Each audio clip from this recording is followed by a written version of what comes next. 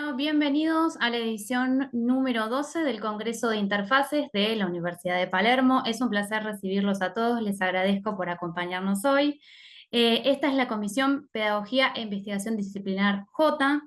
El Congreso de Interfaces es un espacio en el que los protagonistas de la comunidad educativa de América Latina y España comparten experiencias pedagógicas significativas, intercambian vivencias y validan proyectos y consolidan estrategias. Les comentamos a todos que cada ponencia dispondrá de 10 minutos y será una detrás de la otra. Y luego, si nos queda tiempo hacia el final, tendremos un momento de debate e intercambio entre nosotros. Y quienes hoy están escuchándonos y participando como oyentes, pueden interactuar con nosotros a través del chat. Para no perder más tiempo, vamos con nuestra primera ponencia. Ellos son Natalia Corbanal y Luis Blasco. Su tema es Educomunicación y Narrativas Transmedia, pautas para el diseño de la enseñanza. Bienvenidos. Hola Buenas Marina, tardes. muchas gracias. Hola Buenas Marina, tardes. buenas tardes. Luis, ¿lo compartís vos? Ahí está.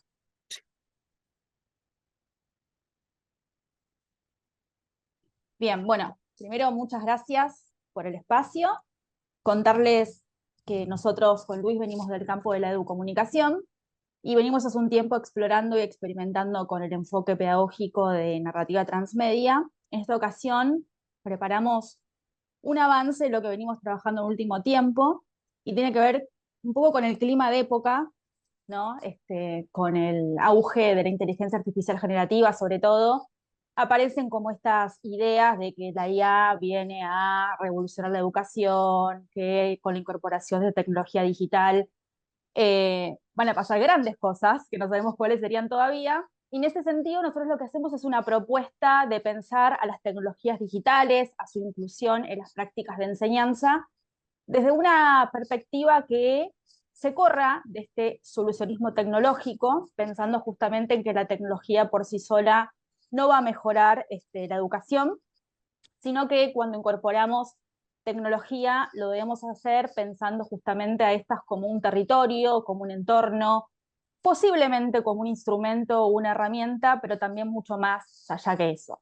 Entonces proponemos este enfoque desde la educomunicación, que justamente es un enfoque interdisciplinario que propone ya hace bastante tiempo, el campo no es nuevo, pensar a estas tecnologías y su incorporación de manera reflexiva, de manera activa con el estudiantado, también desde una perspectiva ética, porque el fin de la incorporación de tecnologías en prácticas de la enseñanza de este campo es justamente que nuestro estudiantado pueda comprender, pueda evaluar, analizar, pero también producir mensajes, contenidos, por ejemplo, digitales, en esta sociedad cada vez más digital. Entonces, de la mano de esta mirada, de esta perspectiva, intentamos incluir un abordaje desde la construcción de ciudadanía digital, desde una perspectiva de derechos, también desde una mirada de producción, ¿sí? Por parte del estudiantado, pero una producción no que reproduzca tendencias, por ejemplo, de redes sociales, sino también desde una perspectiva más contrahegemónica. En ese sentido, si avanzamos a la otra plaquita, vamos a traer esta narrativa transmedia, pensándola, ¿no?, desde su definición como una forma de contar historias un tanto distinta a la que estamos acostumbrados y acostumbradas quizás las personas de nuestra generación, que suelen ser historias más bien lineales, sino pensarlas como formas de contar historias por diferentes medios, por diferentes plataformas, de manera expansiva y también con los usuarios y las usuarias en un rol mucho más activo participativo. Para esto vamos a traer estas tres dimensiones, estas tres, incluso reglas, podríamos decir, para pensar las producciones transmedia, que tiene que ver, por un lado, la no linealidad. Esto implica explorar plataformas con sus propios formatos de lenguaje, sus propias reglas internas a la hora de producir contenidos. Esto implica que, por ejemplo, nuestro estudiantado pueda tomar mayor decisiones por dónde seguir el recorrido propuesto por él o la docente. Por otro lado, también va de la mano la interactividad. Esto implica una interacción dinámica por parte del estudiantado, en algunos casos personalizar un poco los contenidos, adaptarlos a las preferencias, habilitados incluso en el momento en que cada estudiante se encuentra, por ejemplo, en un tema de una materia que estamos enseñando. Y por otro lado, traemos la co-creación, que implica justamente que nuestro estudiantado no es solamente un lector o una persona que está absorbiendo, por decir una manera, aquello que estamos enseñando de manera transmisiva, sino que forma parte de esa creación de las prácticas de enseñanza, incluso de los materiales didácticos, por ejemplo. Entonces acá va a implicar darles hipervínculos, diferentes recorridos, como dije antes. Ahora bien, esto que estoy contando un poco de manera resumida de la narrativa transmedia, tiene ya varios años de desarrollo, más de 20 podríamos decir, pero la narrativa transmedia viene, sus orígenes, tienen nacimiento en la industria del entretenimiento, ¿sí? Durante varios años, distintos colegas han venido trabajando en, bueno, cómo podemos incorporar esta narrativa transmedia como enfoque de enseñanza, pensando en los múltiples beneficios que trae la participación, en un caso cuando hablamos del entretenimiento por parte de los espectadores, pero en este caso pensando en los estudiantes. Bueno, acá aparece una querida colega, que es Mariana Ferrarelli, posiblemente la conozcan, la hayan escuchado. Ella hizo un aporte significativo al campo, trayendo justamente que para poder hacer este traspaso, esta transposición, ¿no?, de la narrativa transmedia del mercado a enfoque pedagógico, es muy importante que como docentes no perdamos de vista, por un lado, que la narrativa transmedia no es un fin en sí mismo, sino que puede ser una estrategia dentro de las pedagogías activas para convocar al estudiantado. Entonces ahí lo que propone son 3 tramas, una trama curricular, que el docente no debe perder de vista, y es el puntapié inicial, la columna vertebral de estas propuestas, y es justamente centrarnos en qué queremos enseñar, qué habilidad, podemos decir, qué competencia deseamos justamente enseñar al estudiantado, y esto tiene que ir de la mano con la definición clarísima de los objetivos de aprendizaje. Por otro lado, va a aparecer la trama didáctica, que implica a partir de qué estrategia vamos a enseñar ese contenido, por dónde accederán nuestros estudiantes a ese conocimiento. Y por otro lado, la tercera trama que propone Ferrarelli es la trama mediática. Esto implica en qué escenario, tanto físico como virtual o digital, van a participar nuestros estudiantes, dónde los convocaremos, en redes sociales, en el patio de la escuela, por ejemplo. Es decir, sí o sí, a la hora de planificar una propuesta de enseñanza del enfoque narrativa transmedia, tenemos que tomar múltiples decisiones antes, y algunas son estas. Luis. Bueno, en este trabajo lo que proponemos son 2 tramas adicionales, la de intervención a acción y la de sostenibilidad educativa. En cuanto a la primera, se enfoca en el impacto positivo que busca generar este proyecto transmedia en el entorno del estudiantado, ya sea de forma individual, tanto como colectiva. En este sentido, en esta trama, se definen 2 ejes fundamentales, que son el hackeo de las plataformas y usos responsables de las inteligencias artificiales generativas y la expansión territorial. En cuanto al hackeo de las plataformas, lo que se busca incentivar son usos alternativos y creativos que superen la lógica y las limitaciones de los algoritmos predeterminados. En este sentido, es fundamental que el estudiantado comprendan cómo funcionan los algoritmos, ya que determinan gran parte del contenido que consumen en redes sociales y en los buscadores. Además, es fundamental que la integración de las inteligencias artificiales generativas en contextos educativos se realice de manera ética y responsable. Esto incluye validar las aplicaciones, es decir, que estén libres de sesgos y que representen la diversidad, asegurar un consentimiento informado a las familias pero también a los estudiantes en el uso de para qué y cómo vamos a utilizar la inteligencia artificial en la institución o en el aula. A su vez, también auditar los resultados generados por la IA para eliminar contenidos que sean inapropiados y practicar una validación ética antes de llevar estas tecnologías a nuestras instituciones o a nuestras aulas. A su vez, también entendemos que es muy importante la formación a partir de 3 enfoques, que es enseñar con IA, sobre IA y para IA, lo que le permitirá a los ciudadanos y a nuestros estudiantes no solo mejorar las competencias digitales, sino también influir de manera informada en el desarrollo de tecnologías que sin duda van a moldear el futuro. En cuanto al segundo eje de la trama intervención y acción, se busca utilizar espacios escolares de manera flexible y creativa, como bibliotecas, patios o incluso espacios públicos cercanos a la escuela. Para esto también es fundamental involucrar a la comunidad local en el proyecto, colaborando con organizaciones locales y no solo participando en plataformas digitales, sino también en medios locales, en medios barriales, para fortalecer el vínculo entre la escuela y el territorio, contextualizando así el aprendizaje en realidades concretas y relevantes para nuestros estudiantes. La segunda trama, que es de sustentabilidad educomunicativa, se centra en el fortalecimiento de comunidades de práctica, ¿sí? Reconociendo que la alta rotación docente dificulta el sentido de pertenencia y el trabajo colaborativo, las comunidades de práctica surgen como un espacio ideal para que los docentes puedan compartir sus experiencias, recursos y conocimientos, colaboren entre ellos y de alguna manera puedan eh, erosionar las dificultades que traen las altas movilidades y fortalecer la continuidad del proyecto Transmedia.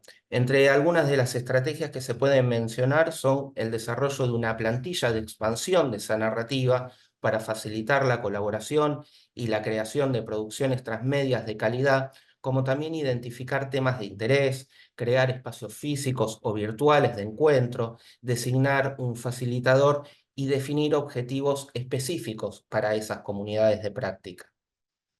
A modo de conclusión, entendemos que las narrativas transmedias nos ofrecen una oportunidad única para expandir y enriquecer la educación en nuestro país.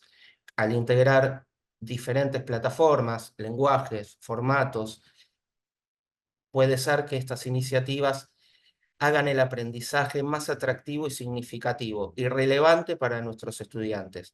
Es así como es fundamental que estos proyectos transmedia se diseñen con un enfoque integral, considerando tanto las tramas esenciales como las adicionales que proponemos en este trabajo para garantizar su impacto positivo en el entorno del estudiantado. Bueno, les queríamos agradecer por el tiempo de escucha y bueno, quedamos abiertos al final de las exposiciones de los compañeros y las compañeras para cualquier pregunta que tengan. Muchas gracias Luis, muchas gracias Natalia, sumamente interesante lo que nos compartieron. La verdad que el espacio de interfaces es un lugar excelente para poder hacer red, para poder hacer contactos y también ver en qué están los otros profesionales del campo que ocupamos. Así que muchas gracias por traer este trabajo. Ahí Natalia dejó su LinkedIn, así que los invito si quieren contactarla luego. Vamos entonces con nuestras próximas expositoras. Ellas son Lorena Steinberg y Ángeles Marambio. Su ponencia, aportes de investigaciones sobre la representación de la mujer en series coreanas. Bienvenidas y adelante, cuando quieran. Hola, buenas tardes. Bueno, muchas gracias. Ahora vamos a compartir entonces nuestra presentación.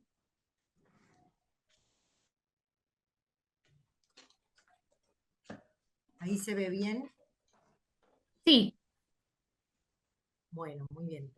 Bueno, tanto Ángeles como yo hemos estado investigando hace varios años sobre distintas series, tanto por ahí norteamericanas, pero en el último tiempo sobre series coreanas. Y la idea es compartir brevemente, porque como tenemos solo 10 minutos, hacer una breve, digamos, comentario sobre las investigaciones que hemos realizado sobre las representaciones de la mujer en distintas series coreanas. Algunas de ellas, como se puede ver, algunas de ellas, bueno, Quickmaker, Una abogada extraordinaria, Designated Survivor, Centro de Atención de Partos, Deseos VIP, bueno, entre otras tantas.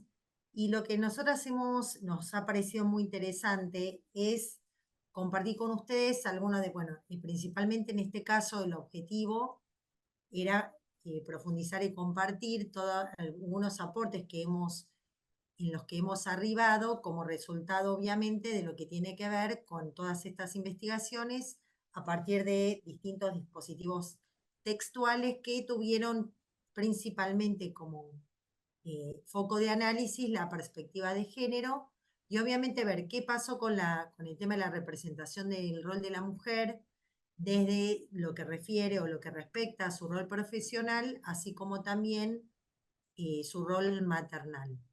En este sentido, es importante destacar que arribamos a una serie de distintas hipótesis en todas las investigaciones, pero puntualmente por ahí vamos a mencionar algunas de ellas. Por ejemplo, que se observa un cierto grado de cuestionamiento a la representación tradicional de la mujer en las series coreanas, pero sin embargo, en última instancia, cuando toca definir algunas habilidades y atributos asociados a, digamos, algunos aspectos que se ponderan sobre otros, sigue asociándose principalmente a lo patriarcal. Entonces, si bien hay un grado de avance en lo que respecta a la representación del poder de la mujer, su rol y función, siempre en última instancia seguimos observando una mirada patriarcal acerca de esta, digamos, de esta construcción, ¿no? En este aspecto, los medios de comunicación son representados obviamente como instituciones fundamentales para esta construcción simbólica del rol de la mujer y la maternidad.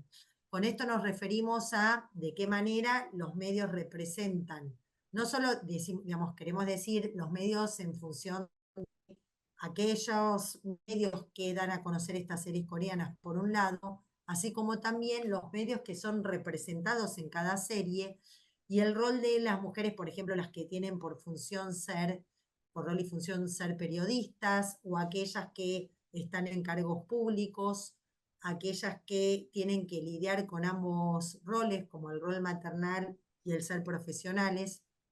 Y en todos los casos, es interesante destacar que en estos roles y funciones siempre se obedece a ciertas expectativas sociales que tienen que ver con los valores sociales que circulan en la sociedad coreana, y es interesante ver cuando hay estos dilemas sobre qué se prioriza, si el rol maternal o el rol profesional, porque siempre en muchos casos se plantea como una renuncia, para poder ser buena en un rol hay que renunciar al otro, o viceversa, o si se incorporan ambos, hay algún tipo de, digamos, de disfunción en alguno de ellos.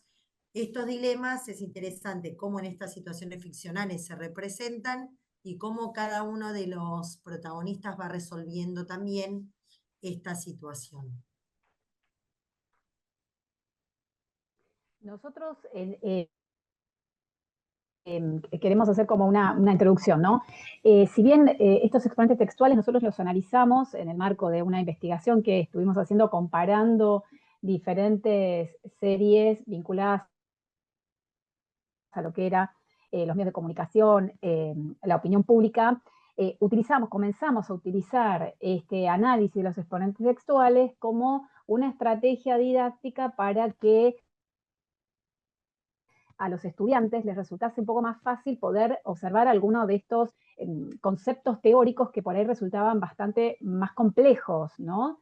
Entonces, a partir de los exponentes textuales, lo que nosotros estábamos haciendo es mostrar, por ejemplo, a qué nos referimos cuando Habermas hace mención al espacio público, al espacio privado, y en relación a esos temas, nosotros justamente traímos como conclusión, en muchos casos, lo que pasa en estos exponentes textuales, particularmente mostrando por ahí la divergencia que hay con una sociedad occidental, las cuestiones que se presentan en las sociedades coreanas, desde la representación de la ficción, ¿sí? Estamos hablando.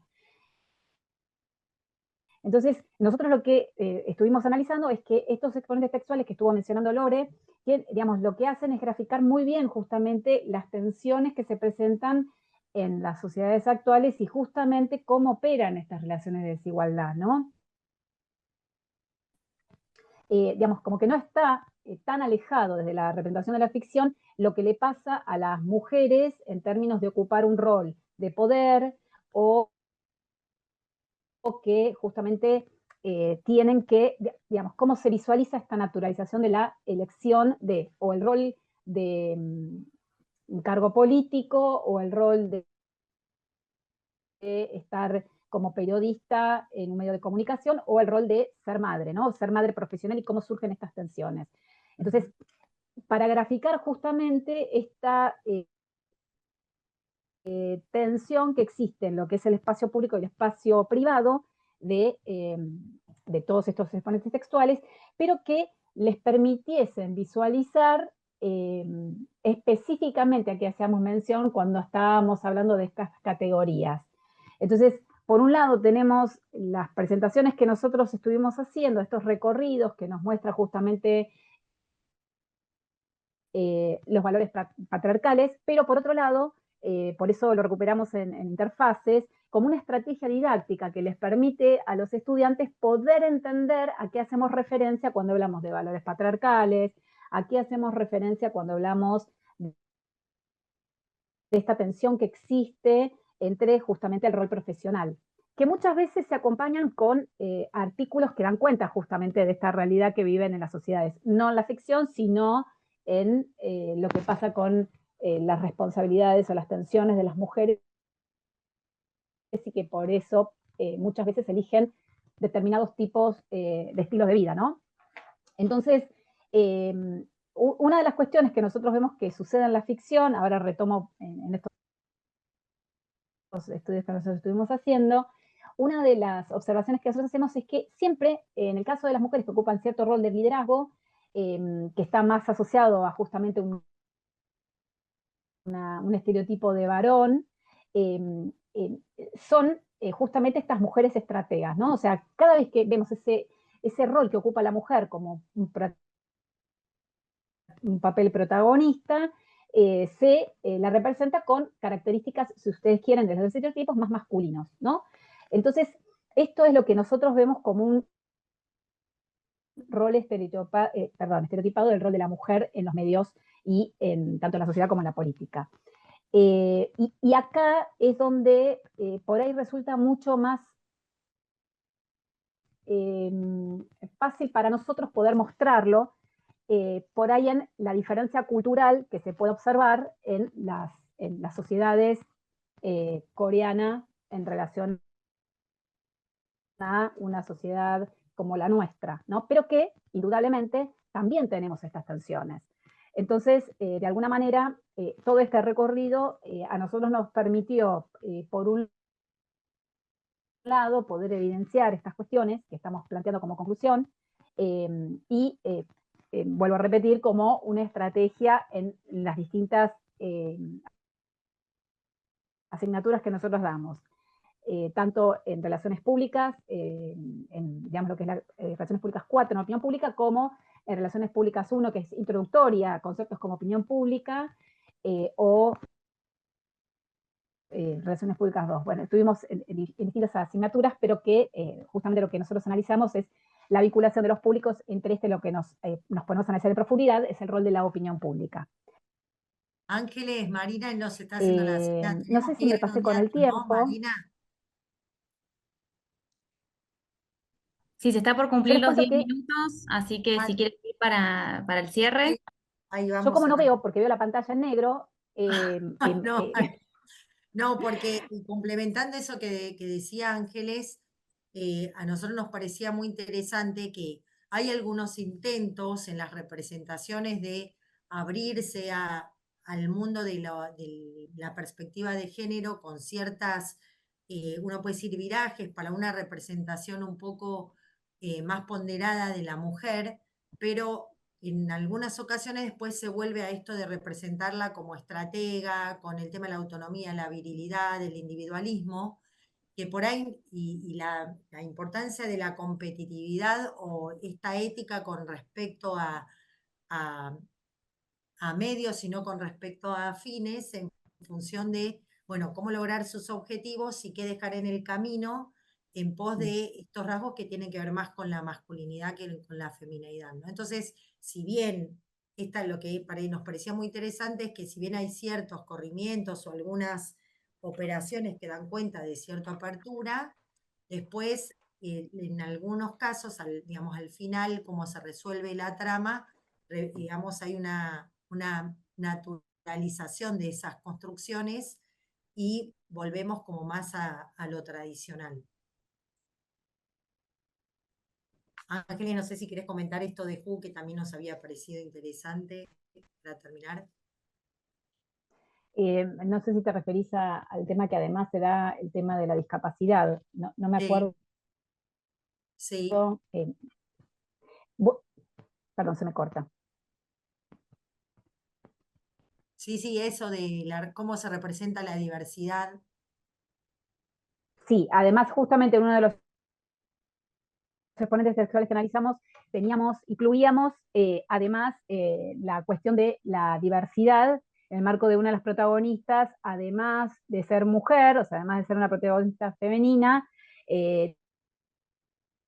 tiene autismo, lo que esto se refuerza un poco más, como evidentemente observamos que parte de las nuevas narrativas que discursen la sociedad,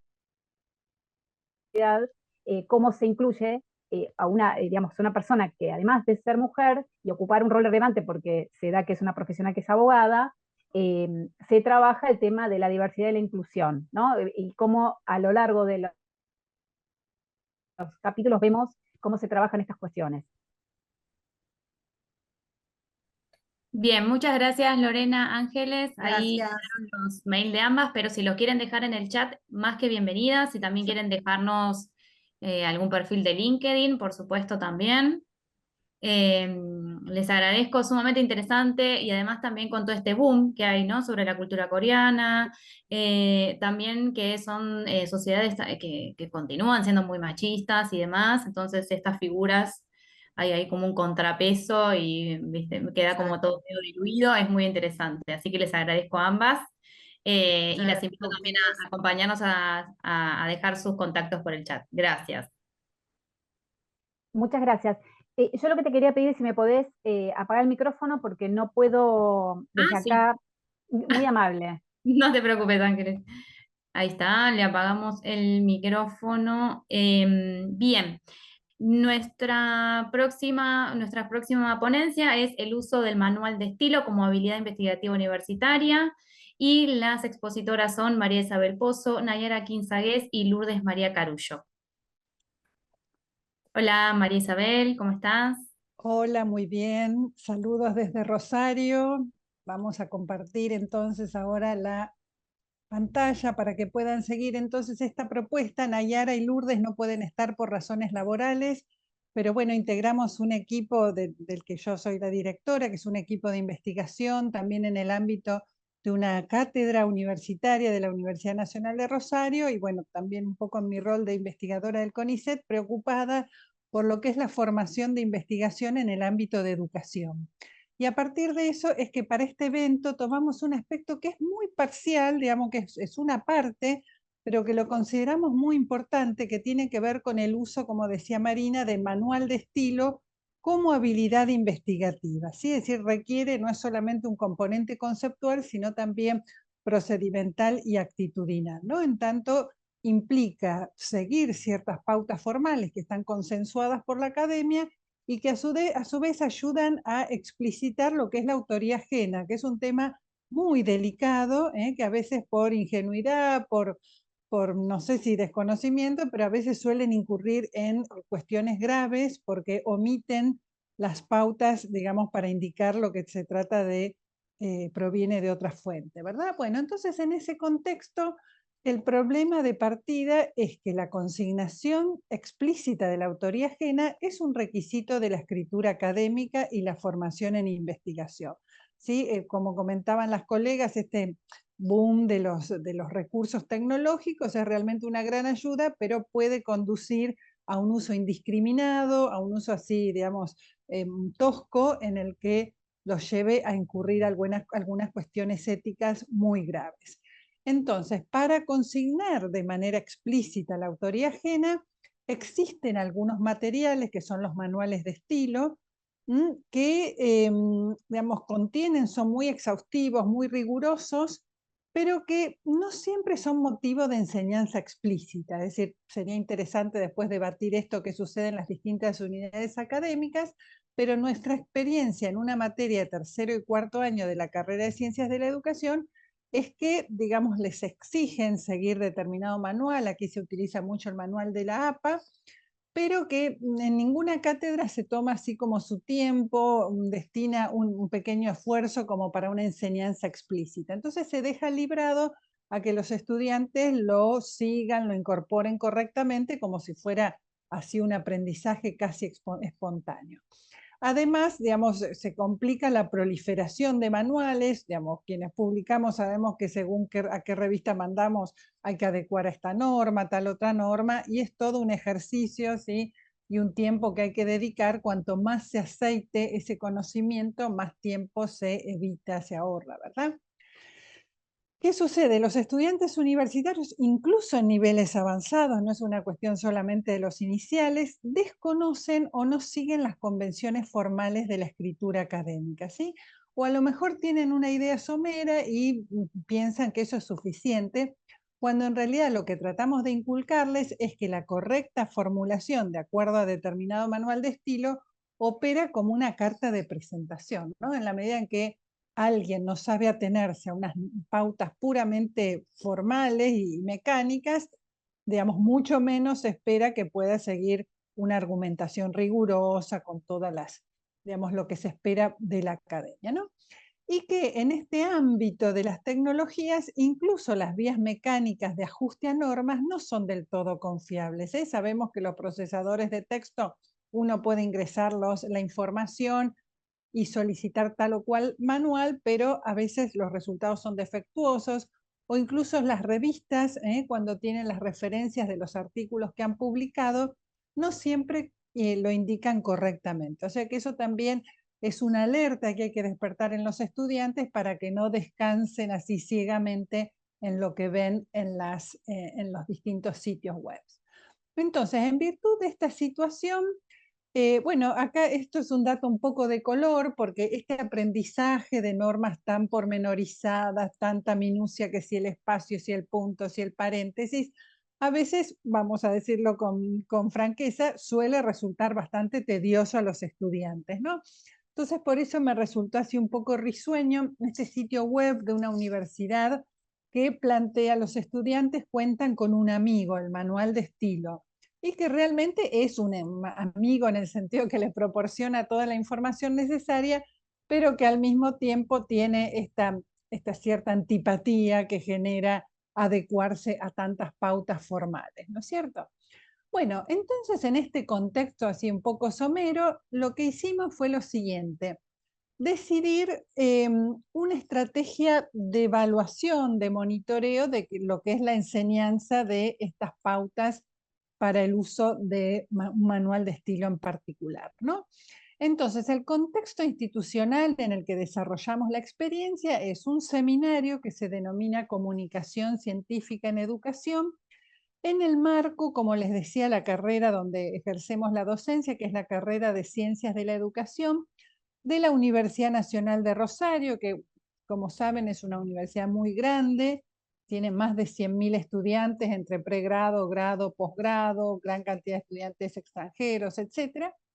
Y es una experiencia que tomamos el año pasado, en el ciclo lectivo del 2003, ¿no? Y básicamente se desarrolló en una clase, pero nos interesaba tomarnos el tiempo de recuperar lo que había sucedido. Entonces, lo primero que hicimos fue mostrar el manual APA, que es el manual que adoptó nuestra facultad, por ejemplo, para la presentación de programas.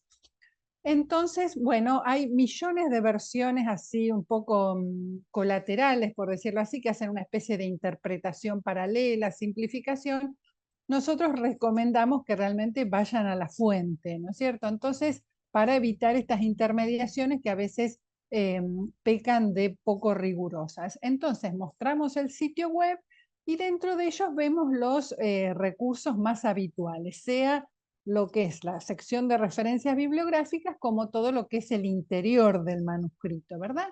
Entonces, bueno, nos tomamos un tiempo interesante recorriendo, mostrando, etcétera, y al cabo inmediatamente de esa explicación, propusimos una serie de ejercicios a través de un formulario de Google que los agrupamos en dos categorías. Uno, lo que llamamos ejercicios de reconocimiento, en el sentido que tenían que detectar algunos errores en algunos fragmentos de textos académicos, son distintos errores que tienen que ver, por ejemplo, con la omisión del número de página para una cita textual, la inclusión de la institución en el medio del texto, la falta de cursiva, la inclusión del lugar de edición que ya no hace falta en la 7ª edición, en fin, una serie de cómo identificar. Y por otra parte, otro tipo de ejercicios que son así, que los llamamos no ya de, está esto acá, no ejercicios de reconocimiento, sino de producción, en el sentido que los estudiantes tenían que, por ejemplo, partiendo de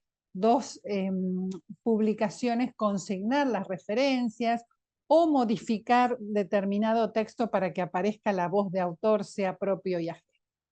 Bueno, todo esto, la sensación que uno tiene que a lo mejor es innecesario, que uno no sabe qué es lo que está esta famosa caja negra del conductismo, que uno realmente quiere ir más allá de eso, quiere superar esa perspectiva teórica, entonces propone este tipo de dispositivos para ver qué es lo que se aprende.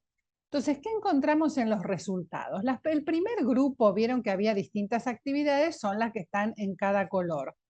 Dentro de las actividades de reconocimiento se agruparon los resultados en apropiado, o sea, aquellos que estaban correctos según el manual de estilo, inapropiado, incompleto o no sabe, no contesta. O bien había un silencio así de radio o decía no entiendo lo que tengo que hacer, no me acuerdo, en fin.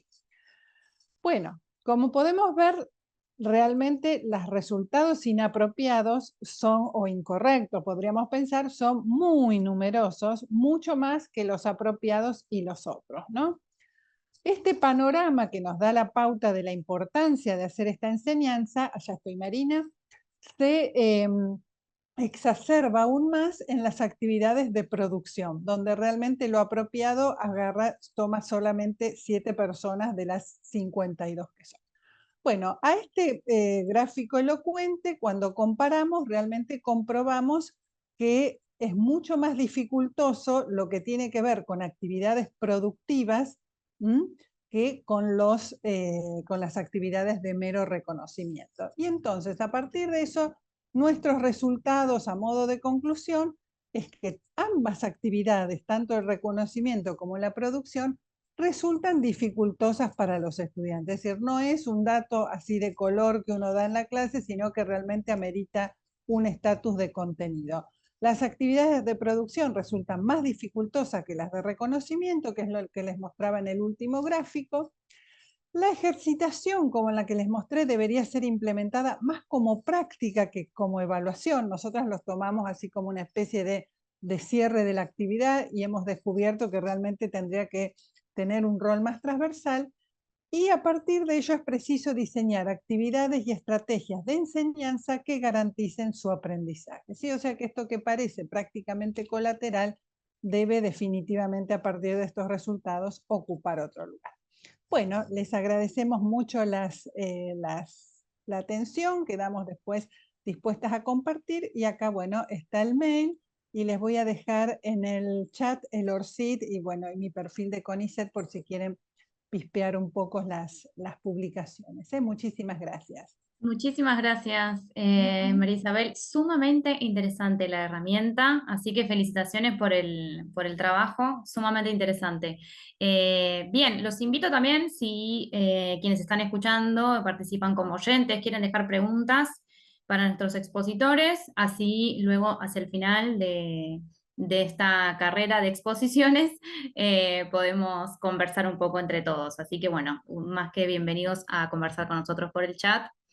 Bien, vamos a continuar entonces. Nuestra próxima expositora es Dayana Marcela Taborda Cardona y su ponencia Juguemos a ser empresarios. Hola, Bienvenida. buenas tardes. Un gusto saludarlos. Yo estoy en Medellín, Antioquia, lo digo porque en Colombia, porque escucho que todos por el acento son argentinos. Bueno, lo primero que quiero contarles es que esto es el resultado de muchos años de investigación, ¿cierto? Desde la maestría, ahora pasando por el doctorado.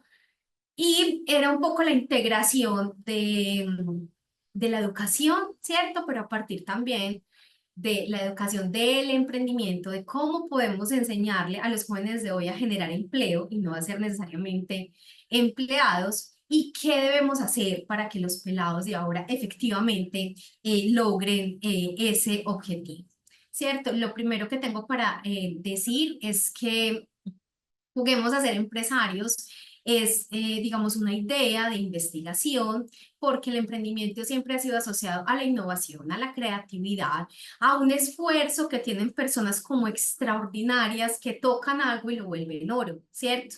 Y nunca nos hemos detenido a pensar si esto se aprende, ¿cierto? ¿A qué edad se puede aprender? Y como docentes de universidad, ¿qué podemos hacer para que los jóvenes efectivamente puedan hacer, digamos, un sueño, que tienen una idea de negocio en su cabeza, hacerlo realidad? ¿Cierto? Cuando hablamos de emprendimiento, digamos que las posibilidades han sido reducidas a los empresarios, y hace muy poco la academia empezó a preocuparse y a estudiarlo, ¿cierto? En Colombia casi que hay leyes para que en las universidades, o políticas para que en las universidades enseñemos a los estudiantes a ser emprendedores. Pero esas teorías de la enseñanza del emprendimiento se han enfocado a lo administrativo, ¿cierto? A la contabilidad, asuntos netamente técnicos, ¿cierto? Para que una organización sea rentable y sostenible. Pero poco nos hemos preguntado de qué hace que un empresario o un emprendedor efectivamente tenga éxito, y si cualquier ser de cualquier índole, ¿cierto? De cualquier clase, de cualquier formación puede hacer. Esta pregunta me la hicieron este fin de semana, ¿cierto? Si se nace siendo emprendedor o si uno puede aprender a hacerlo. Y si se puede aprender a hacerlo, está asociado a la capacidad que tenemos los profesores para enseñarlo. Me la hicieron el fin de semana, me la hacen muy seguido cuando la gente sabe que investigo sobre esto, y es porque la gente piensa que emprender está asociado a personas, como lo dije antes, como extraordinarias, ¿cierto? Personas que tienen conocimientos de la administración, de lo contable, y poco nos hemos preguntado, esos seres que nosotros creemos extraordinarios, qué capacidades o qué habilidades tienen. Los investigadores del emprendimiento, que pasan desde la psicología, pasan por lo administrativo, por el mercadeo, dicen que en el emprendimiento, en la enseñanza del emprendimiento, y las personas que hacen ideas emprendedoras logran conjugar 4 aspectos. Esos aspectos son la educación que reciben en la casa y en su formación, digamos, regular, ¿cierto? Formal o no formal, el empleo, la pobreza y el desarrollo local. Estos 2 puntos están muy asociados a los países de los cuales venimos nosotros, donde el emprendimiento regularmente nace por necesidad y no por un impulso asociado netamente a querer generar o a movilizar la economía de nuestros países en vía de desarrollo.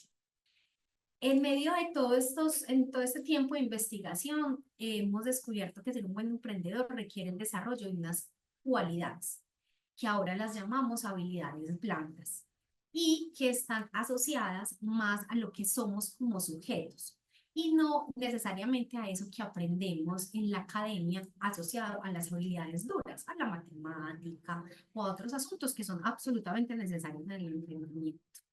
Pero cuando hablamos del espíritu emprendedor, así lo llaman los teóricos, hablamos de habilidades como la persistencia, la constancia, el espíritu colaborativo, la pasión y el amor por lo que se hace. Por eso cuando uno enseña emprendimiento, no necesariamente tiene que enseñar emprendimiento sobre lo que uno está estudiando, sino enseñar emprendimiento sobre eso que a uno lo apasiona. Y yo puedo ser economista y que mi pasión sea el amor, y es mucho más probable tener éxito en la moda, que es lo que me apasiona, que en la economía, que fue lo que yo estudié. Porque hay que tener una adecuada motivación para poner a rodar una idea de negocio y sostener eso que pasa cuando uno quiere que una idea de negocio sea rentable y sostenible en el tiempo. Con base en todos estos asuntos, entonces ese espíritu emprendedor, que es, así lo llamamos, está asociado con asuntos como la innovación, la flexibilidad, la capacidad de ser dinámicos, de asumir riesgos, de ser creativos, de estar orientados al crecimiento. Y todo eso son habilidades blandas o soft skills en inglés. Y todo ello se une adicional a eso, a una teoría, que es una teoría muy interesante, del teórico Howard Gardner, que habla de las inteligencias. ¿Listo? Conocemos un montón de inteligencias, la matemática, la musical, la kinestésica, la interpersonal, la interpersonal, pero la suma de todas de estos asuntos, de las soft skills y de las inteligencias, han venido o han dado como un resultado nuevo, y es aquí donde yo me pregunto cómo interviene el juego en toda esta historia de yo quiero ser emprendedor, estoy en la universidad y quiero aprender a hacerlo, porque no soy ese ser extraordinario que toca algo y lo vuelve a ver. El concepto de inteligencia se asocia a lo racional, ¿cierto? Por eso cuando estamos en el colegio somos más inteligentes, los que hablan bien, no son más inteligentes los que saben de matemáticas, pero nunca catalogamos como un niño inteligente aquel que es capaz de interactuar, por ejemplo, fácilmente con otro, o aquel que tiene una afinidad bonita con los animales o la naturaleza. Porque lo asociamos a lo racional. Luego apareció una inteligencia, la inteligencia nacional, emocional, la inteligencia naturalista, y nació una inteligencia que es la inteligencia práctica. Y también denominada inteligencia lúdica, que es la integración entre lo que sentimos, lo que pensamos y lo que hacemos. Y eso está asociado a la capacidad que tenemos las personas y los profesores de entregarle a nuestros alumnos aprendizaje significativo que se aloje en esta partecita del cerebro que es el cerebro límbico y se convierta en aprendizaje para toda la vida. La inteligencia lúdica está indisolublemente ligada a la práctica y por eso se traduce en actividades lúdicas, en la exploración, en la innovación, en adueñarse de proyectos, en cooperar, en aprender, en cambiar cosas que ya existen y convertirlas en otras nuevas y darles otra función. Todo eso se hace a través del juego. Y si yo traduzco esto a ¿cuándo fue la última vez que yo transformé un lapicero en una espada? Siempre me voy a, digamos, a remontar en el momento en que estaba pequeño y era capaz de transformar cualquier cosa en eso que yo estaba soñando. Es ahí donde el juego tiene una importancia muy alta en la enseñanza del emprendimiento. Los adultos ya canalizamos nuestros impulsos lúdicos imaginando nuevos proyectos que se traducen en actos continuos de creatividad y en actos continuos de aprendizaje.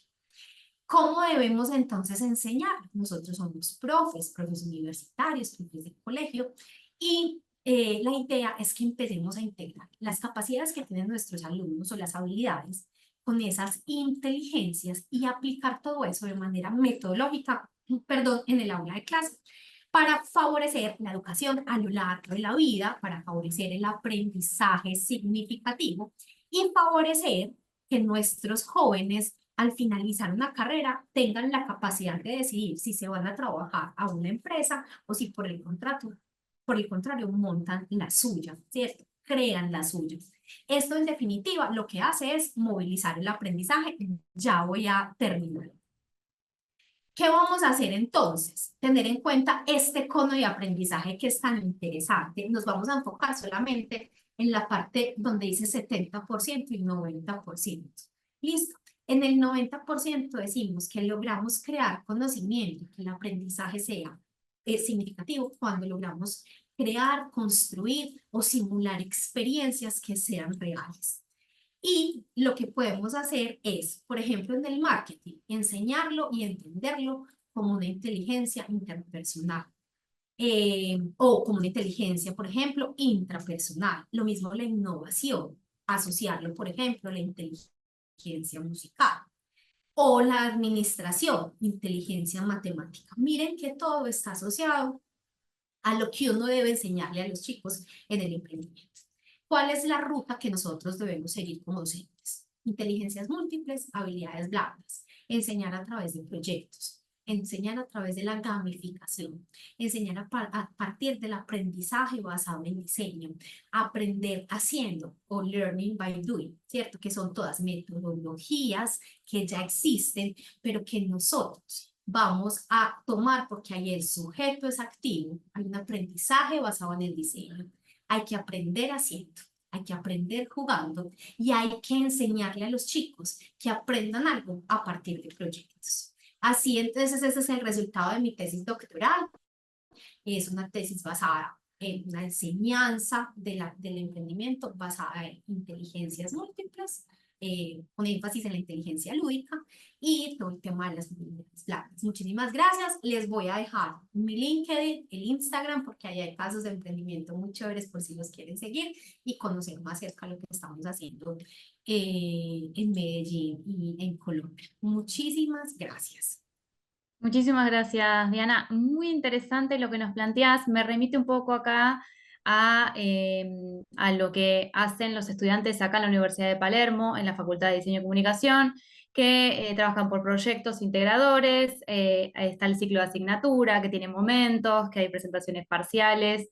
Y la verdad que da grandes resultados que después los estudiantes pueden llevarse hacia, bueno, en este caso son estudiantes universitarios, obviamente. Entonces luego esos proyectos integradores de ciertas asignaturas se transforman en un proyecto en la vida real, digamos, ser un emprendedor. Así que bueno, felicitaciones por esto, muy, muy interesante. Muchísimas gracias.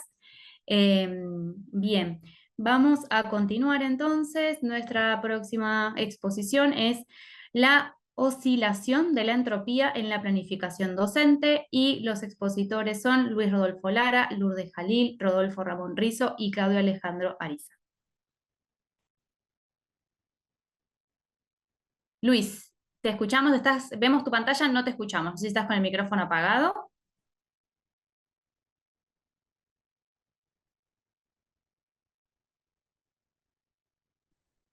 Hola, hola, ahora sí. Ahora sí. Bueno, buenas tardes, un saludo cordial a todos.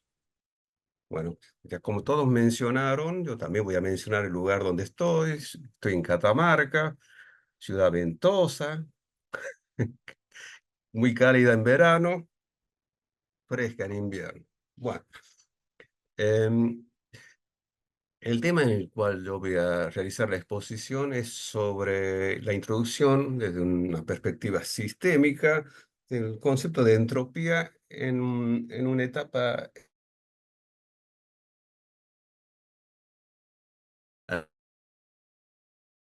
y la propuesta de actividades, ¿sí? Para entrar un poco en sintonía conceptual sobre el asunto, podemos decir que la entropía está relacionada con el orden o el desorden que pueda haber en un sistema, ¿no?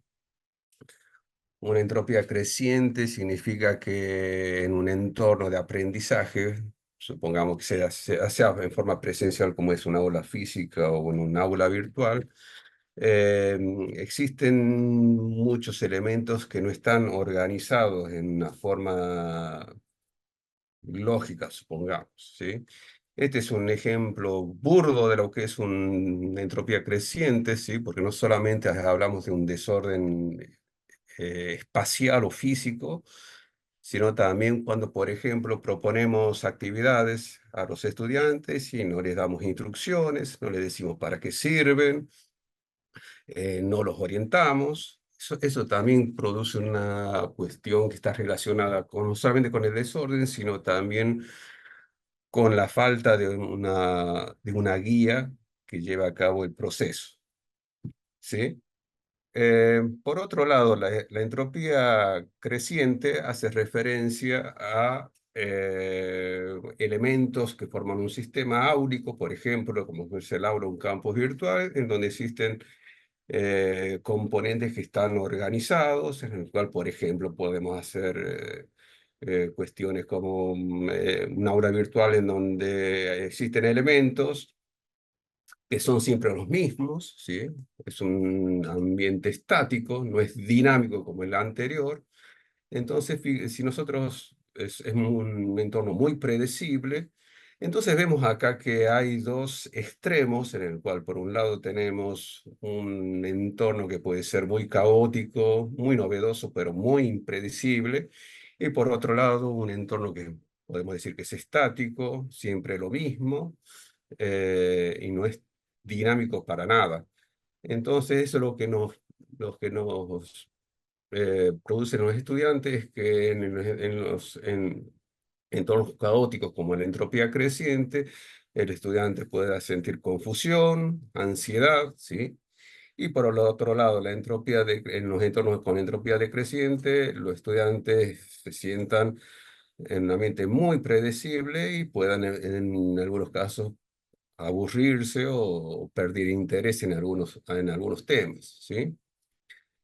Acá, por ejemplo, vemos un ejemplo de en qué circunstancias, en un entorno, en este caso en un aula virtual, la entropía puede aumentar, ¿sí? Cuando se asume nuevos desafíos y oportunidades, cuando se indagan nuevas herramientas. Eso sucede cuando generalmente en una aula virtual comenzamos el cursado de alguna asignatura, los estudiantes ven un entorno que es nuevo para ellos, entonces hay que darle un espacio para que puedan indagar, en un intervalo de tiempo. Entonces, cuando se incorporan nuevos conceptos, se resuelven, por ejemplo, problemas complejos. Esto lo que hace es hacer un entorno del espacio virtual mucho más impredecible y diverso. El momento en que la entropía puede disminuir es cuando se trata de consolidar lo que ya aprendió el estudiante. En este caso hablamos, por ejemplo, con la administración adecuada de los contenidos, ¿sí? Que debe tener una secuencia lógica. Se comenzará con contenidos más simples, hasta luego a llegar a un nivel más complejo, relacionar entre ellos, con el efecto, con la consecuencia de que evitar el caos y el aumento de la predictibilidad, ¿sí? Por otro lado, fíjense que otra forma de poder disminuir esta entropía es justamente mediante las intervenciones, no solamente del docente, sino también del estudiante, en el cual, por ejemplo, el estudiante puede realizar una consulta, tanto el docente como otro compañero puede guiarlo, orientarlo para que pueda, digamos, favorecer las condiciones para que el estudiante pueda aprender en este caso, ¿sí? En este caso, el proceso de seguimiento del docente es fundamental para, en el momento adecuado, poder colocar algunos recursos, hacer un aporte, por ejemplo, en un foro de debate, o realizar una actividad nueva, por ejemplo. Entonces, lo que nosotros proponemos es un entorno en el cual no tengamos un orden o un desorden estático, sino que podamos jugar con esas condiciones de orden y desorden en el sistema, ¿sí? Por lo tanto, generalmente lo que sucede es que en etapa inicial del cursado la entropía puede aumentar, ¿sí? Por el desconocimiento de los estudiantes del entorno, al explorar nuevos recursos, y luego disminuir cuando se indaga los contenidos en las retroalimentaciones que se suceden. También y esta oscilación de la entropía sucede naturalmente en los trabajos grupales, ¿no? Cuando justamente los estudiantes al realizar un trabajo grupal entre ellos, hasta que se llega a una organización, a una regla de funcionamiento grupal, pueden llegar a cumplir con el objetivo perseguido. Por supuesto, generalmente el seguimiento del docente en esto es fundamental para poder llevar a cabo este tipo de experiencias en el cual no exista, digamos, condiciones que lleven a uno de estos extremos, ¿sí? Bueno, la experiencia que les voy a comentar es justamente un curso en el cual la asignatura era electrotecnia aplicada, es en la modalidad híbrida, ¿sí? Nosotros volvimos a la normalidad, entre comillas, ¿sí? O sea, la presencialidad, pero seguimos trabajando, usando en forma complementaria lo que es el aula virtual. Hemos privilegiado los encuentros presenciales para las actividades de consulta y resolución de problemas. Hemos dejado el aula virtual más que nada para las cuestiones que tengan que ver con algunos canales de comunicación, actividades y contenidos, sobre todo. Entonces, lo que nosotros hicimos es realizar consultar a los estudiantes cuáles de estos recursos, o sea, los canales de comunicación, las actividades y el acceso a contenidos fueron los elementos que más prefirieron a usar el aula virtual como una modalidad de aprendizaje híbrido. Esto fue cambiando porque en la época de la pandemia los encuentros por videoconferencia tenían sus picos máximos, pero fue justo suavemente perdiendo lugar en el ranking, pero más que nada porque al volver a la presencialidad los estudiantes prefieren el contacto directo para realizar algunas consultas o dudas. Así todos tienen, por ejemplo, el foro de debates que todavía se lo utiliza en caso de que existan algún problema eh, para llevar a cabo la actividad de comunicación.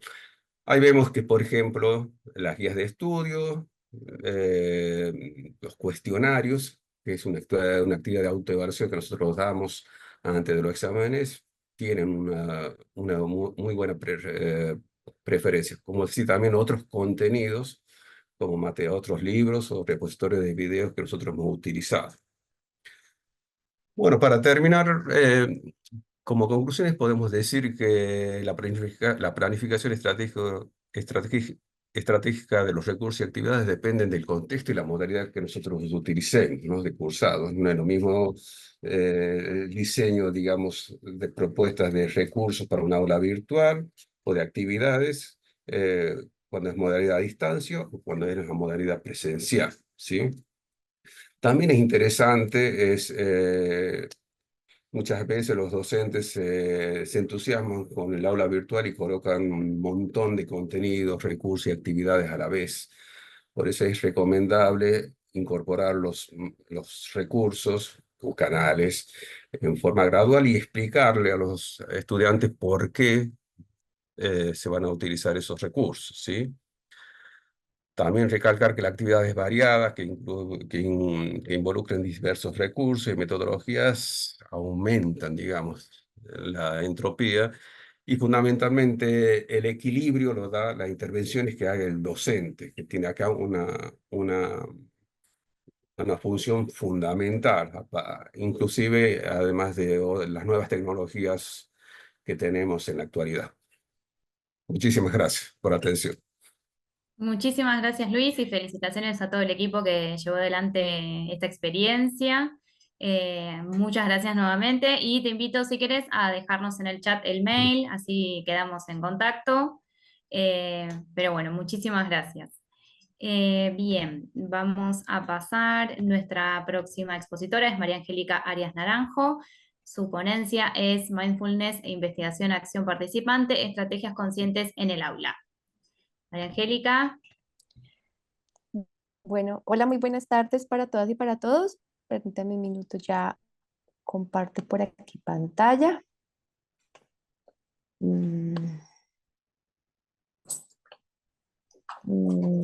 Permítanme un minuto.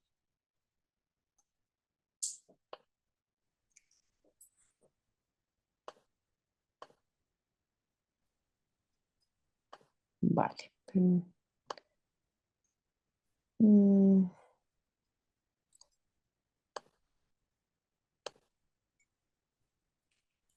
Ahí creo que ya la pueden visualizar. ¿Me confirman, por favor?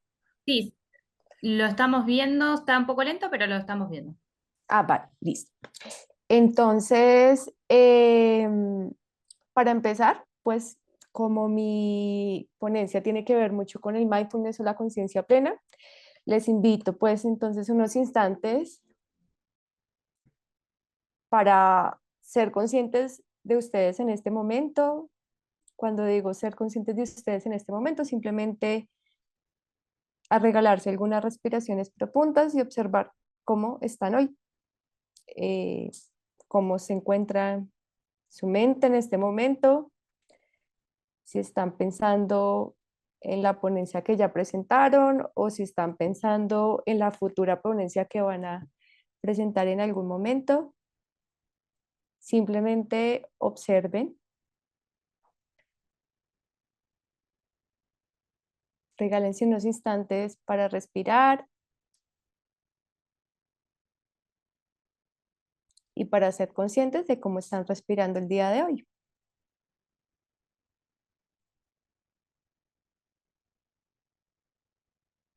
Les invito pues a dar una última respiración, una última inhalación profunda y una última exhalación por la boca para dar inicio.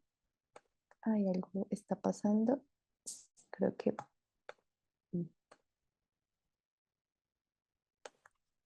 Listo. Bueno, mi ponencia se llama Mindfulness e Investigación Acción Participativa y por eso es que empezamos haciendo un ejercicio de mindfulness o conciencia plena. Esperen un minuto que es que creo que no se está viendo completo.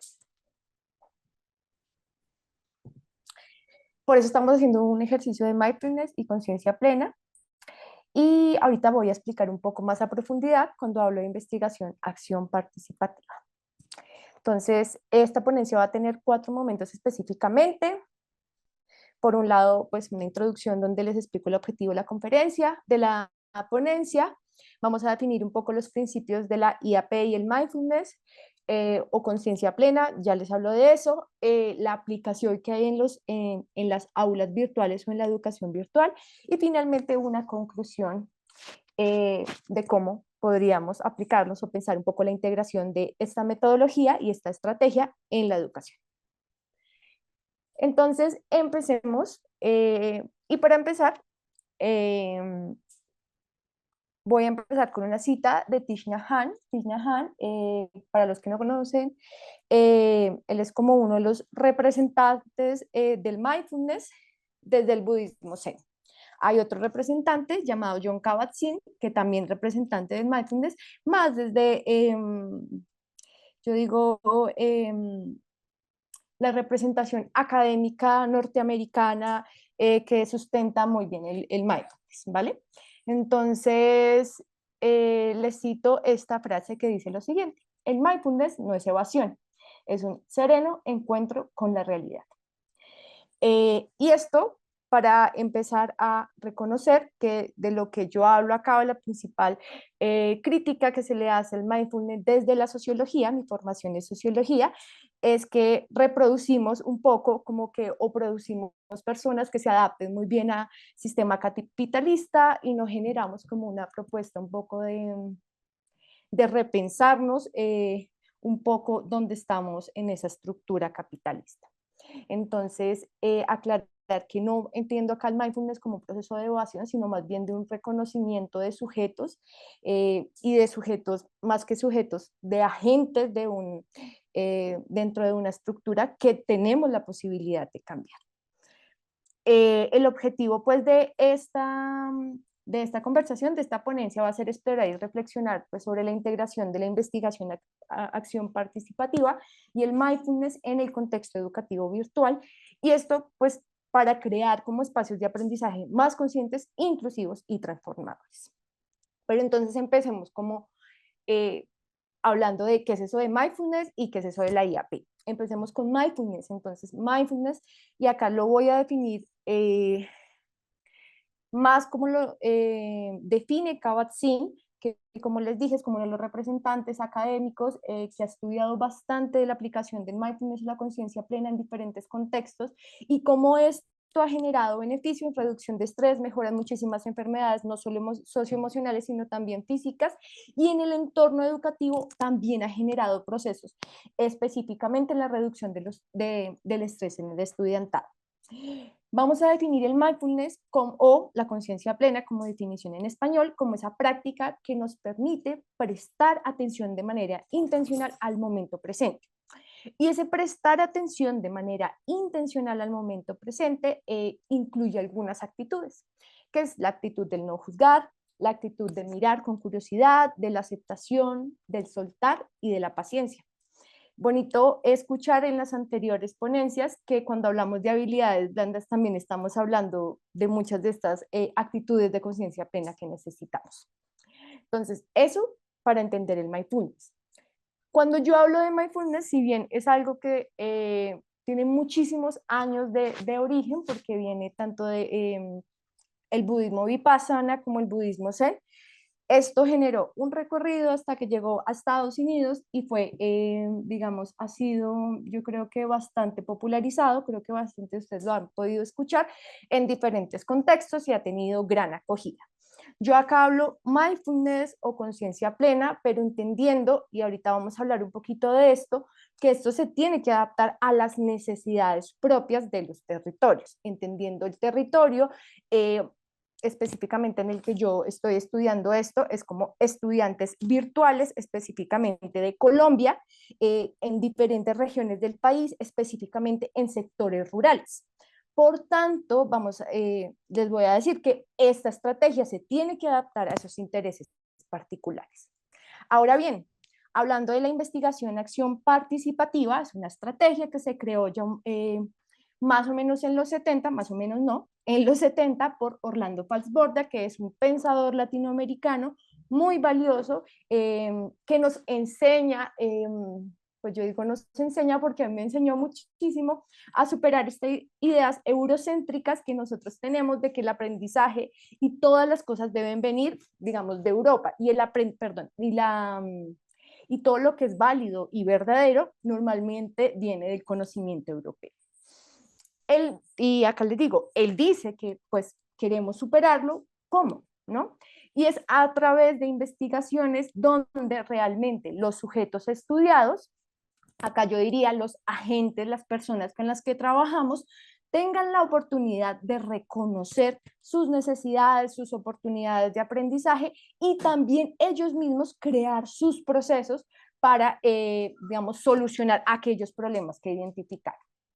Acá una cita también de uno de los textos como principales cuando él explica de la IAP en el 1999 y dice, preferimos construir la IAP como un proyecto abierto, distinto al circuito cerrado y defensivo de la comunidad de científicos.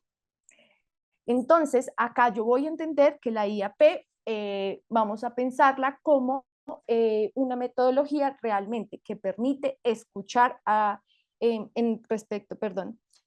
específicamente en los espacios educativos, que permite escuchar a los estudiantes, que no solo permite escucharlos para anotar y decir qué hay, sino entender realmente sus realidades sociales, sus contextos y sus territorios para crear programas específicamente de conciencia plena que puedan responder a las necesidades que ellos tienen en cada uno de esos espacios, específicamente en su experiencia educativa virtual. Acá hay que aclarar algo porque de pronto como que puede no ser tan claro como esa diferencia. En esta investigación que digamos que está en curso, hay dos cosas muy importantes. Acá se entiende la IAP como una metodología de investigación, es decir, es una metodología que va a guiar el proceso propiamente de investigación que vamos a tener con los estudiantes. Y el mindfulness como la estrategia que vamos a utilizar de intervención. Esta estrategia se va a adaptar de acuerdo pues, a lo que vayamos a hacer, pues, específicamente de acuerdo a la utilización de la IAP dentro de los procesos de encuentro que tenemos con los estudiantes. Hablemos propiamente entonces de la aplicación, ¿sí? De la aplicación que hemos tenido de la IAP y el mindfulness específicamente con nuestros estudiantes bunistas, que es en la educación virtual. un primer momento hemos hecho un proceso de investigación y a esto le llamaremos diagnósticos participativos. Cuando hablamos de diagnósticos participativos, no solo es preguntarles a ellos y a ellas qué edad tienen, qué estudian, sino identificar con ellos propiamente las necesidades que hemos encontrado.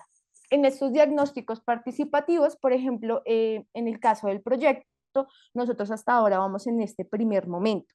Y en este primer momento de diagnósticos participativos, en los focus group nos hemos podido dar cuenta que muchos de nuestros estudiantes son estudiantes que trabajan. Entonces, al ser estudiantes que trabajan, pues no son personas que puedan tener mucha atención específicamente pues como en el proceso educativo, no, sino en lo que se están enseñando durante las clases. Entonces, esto nos permite identificar, permítanme un minuto. Ahí, listo. Estos María diagnósticos... Angélica, si querés ir hacia el cierre porque ya se cumplieron los 10 minutos. Ay, vale. Voy a tratar de hacerlo más rápido. Gracias. Entonces, en el momento 1 hicimos entonces diagnósticos participativos, que es la parte de investigación. Tenemos un momento 2, que es el diseño de la estrategia, y tiene que ver con una creación compartida. Entonces, acá para que nos demos cuenta cómo estamos integrando la IAP en cada uno de los momentos digamos, de desarrollo del proyecto. Y en el momento 3 hacemos una evaluación y monitoreo participativo, donde de nuevo ellos ingresan al proceso, identifican que, digamos, de manera abierta todos los datos, pueden identificar todo lo que hemos observado con todos los otros estudiantes y ayudan en la creación de una nueva estrategia o al mejoramiento de la estrategia. Finalmente, desafío, poca participación y desinterés. Cuando los estudiantes están acostumbrados a que no se les da poder dentro del aula, es muy difícil que realmente tengan una participación activa. Entonces, pensarnos que creo que nos faltan más relaciones horizontales dentro del aula para que ellos puedan sentirse más empoderados realmente en la creación de estos proyectos, la oportunidad, pues el empoderamiento de los estudiantes y la mejora en su proceso de concentración. Finalmente, como conclusión, crear aulas donde la IAP y el mindfulness o conciencia plena pueda permitir el desarrollo socioemocional y empoderar a nuestros estudiantes, creo que puede generar un diálogo muy interesante frente a la modernidad y a todo lo que nos enfrentamos con las inteligencias artificiales. Gracias por la presencia y la atención. Muchísimas gracias, María Angélica. Principalmente agradecerte por el momento que nos regalaste al inicio de tu ponencia, muy interesante. Y también te invito a que nos dejes por el chat, si querés, algún contacto, algún mail. Así que bueno, nuevamente muchísimas gracias. Nuestros próximos expositores son Gabriela Vilanova y Jorge Rubén Varas. Nos van a presentar modelos pedagógicos de aulas virtuales heterogéneas, una visión desde la inclusión educativa.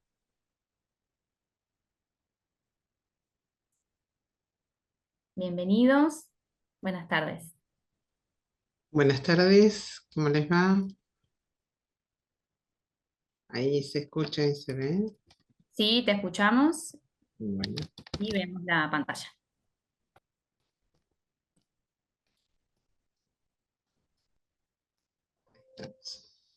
Jorge, ¿estás ahí conectado? Sí, correcto. Estoy. Bueno, yo soy Gabriela Vilanova de la Universidad Nacional de la Patagonia Austral y junto con estamos en Caleta Olivia, provincia de Santa Cruz, y yo estoy ahora en Comodoro Rivadavia, y Jorge Varas, que es el codirector del proyecto GIABA, está en Buenos Aires, así que bueno, estamos acá todos mediados de cero. Bueno, buenas tardes a todos y a todas.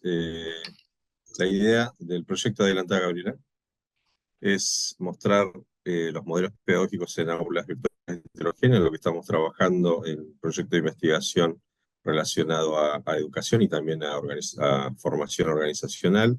Nuestra universidad está en el sur, en la provincia de Santa Cruz, y tiene una área de influencia que cubre toda la Patagonia Austral. Ustedes a la izquierda están viendo algunas fotos de algunos lugares en donde tenemos algunas sedes como cibereducativos asociados a nuestros modelos. Sí, adelante.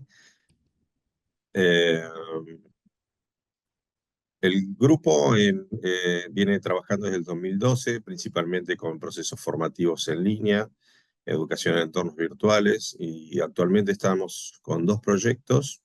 El de la izquierda que ustedes ven está más asociado a lo que es modelos pedagógicos en educación superior, con el tratar de ver y generar modelos de competencias digitales e informacionales tanto en alumnos como en los docentes.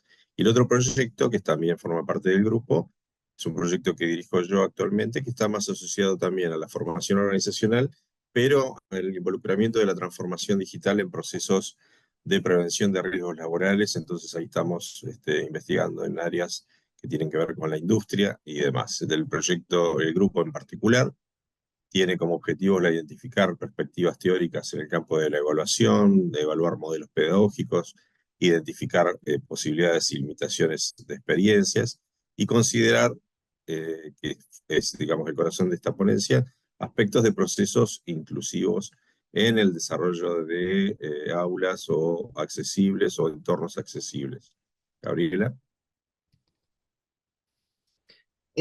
Bueno, estaba escuchando las ponencias anteriores, como mencionaban Natalia, Luis, María Isabel. La UMPA desarrolló desde, si bien nosotros comenzamos con los proyectos con 40 carreras que hay, maestrías en entornos virtuales que nosotros hicimos en el año 2012, generamos estos grupos y becarios y trabajos de investigación que fueron generando actividades que se transfieren desde los proyectos de investigación a las distintas carreras, que no son todas virtuales, sino que como tenemos una gran dispersión geográfica, hay comunicación y distintos niveles de presencialidad que yo vengo del área de ciencias de la computación, doy en diseño de software, en ingeniería de sistemas, analista de sistemas y tecnicatura. Jorge está en el área de seguridad e higiene y trabajamos en forma multidisciplinar con integrantes de todas las áreas.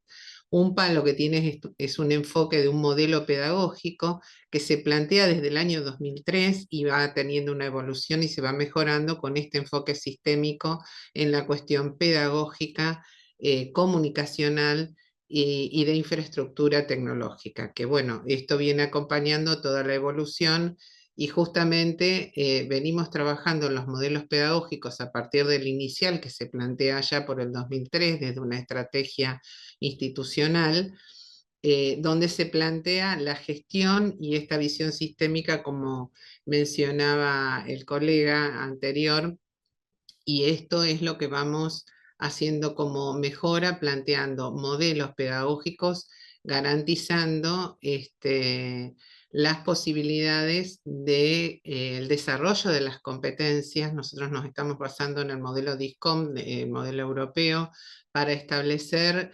en base a distintos autores como Larra, Jordi Adel y Cole, cómo garantizar esas posibilidades de desarrollo de competencias, tanto blandas como duras en cuanto a, a lo comunicacional y a las cuestiones técnicas. En particular, esta línea que estamos abordando, que lo hacemos con Natalia Vita, es una de las becarias, fue becaria y ya hay publicaciones, está en su tesis de maestría en entornos virtuales, cómo garantizar el derecho a la educación y de calidad y poder plantear cuestiones de comunicación, de tutoría o mentoría para que desarrollen ese pensamiento crítico, afronten situaciones problemáticas en las cuales se van a encontrar en su ejercicio profesional.